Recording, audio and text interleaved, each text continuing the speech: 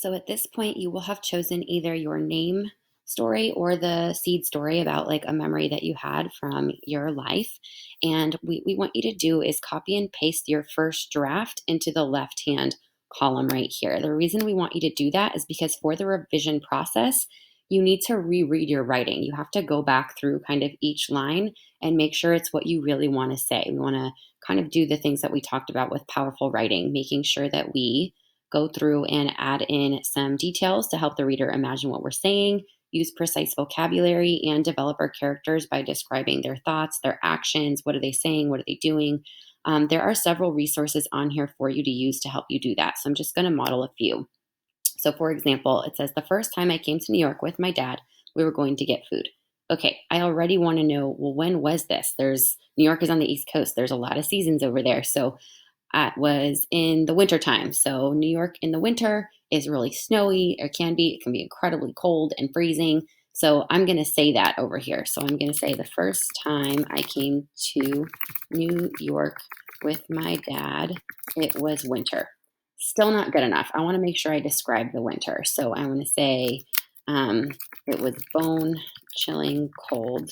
The wind was whipping across my face, and I was so glad I had a fluffy, fuzzy, we'll say a fluffy, fuzzy.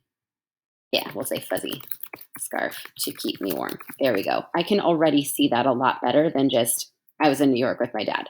We were going to get food. Well, what kind of food would we be going to get in New York? Could be bagels, famous for bagels over there, super good. Also pizza. Pizza sounds great right now. So I'm going to say we were in search of pizza. Again, not good enough. That's kind of just showing and not telling. So I want to talk about how delicious this pizza is and what it might smell like. So I'm going to click on this sensory details resource, and it will bring you here. And I can see that I'm looking for some pizza that is, here we go. Ooh, doughy pizza. That sounds good. Or let's see what else is here. It's not tasteless for sure. It's delicious. It's not sweet. Doughy's good so far. Ooh, garlicky. Definitely want to go for maybe not too much garlic. I don't know. Cheesy. Pizza's really cheesy. So I'm going to write that. I'm going to say we were looking for some delicious cheesy pizza to warm us up after a long day of moving into our home. Okay, that's not how you spell cheesy. There we go. Thank you, spell check. Into is one word. There we go.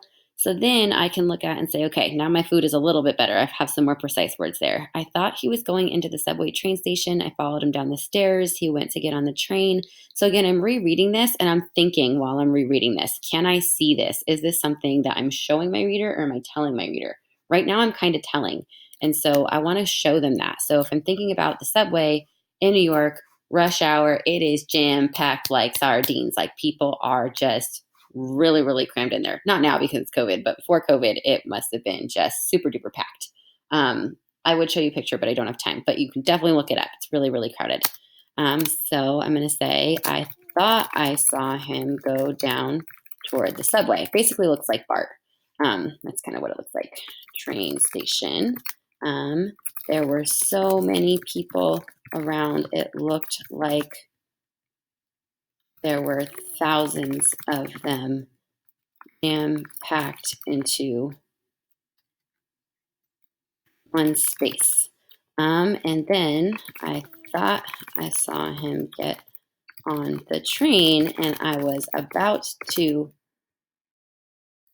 get on myself when all of a sudden I realized it wasn't him. There we go. So I'm getting it a little bit more detailed here. And how did then it says I was so scared. Scared is not a great word. If I look into the thesaurus, if you click on that link, I'm going to write the word scared. That's not quite the word I'm looking for. Scared can mean a lot of different things. Panicked. There we go. That's a lot better because that's when you like stop and realize something is very, very wrong. I panicked. I'm sorry, that's my timer to tell me that I've already been talking to you for 5 minutes.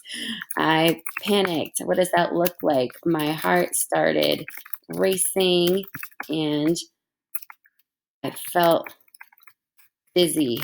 I didn't know what to do. So I'm not going to go through and do the rest of it, but you can see that what we're doing is we're going back, we're rereading over our writing, and we're thinking, okay, am I being descriptive here? Am I showing my reader? Am I using precise words? Am I using my sensory details to help the reader imagine? So you can use the resources we gave you, and you're just basically going to go and add to your draft or take away or change words. That's what the revision process is. You're not necessarily going back in and looking for like spelling or grammar just yet. You're mostly going to try and make sure that you have enough detail and description that A, helps your reader imagine what you're writing about, and B, like supports your writing. You want to make sure it all paints that picture for your reader of the story that you're talking about and makes it something that your reader wants to keep reading.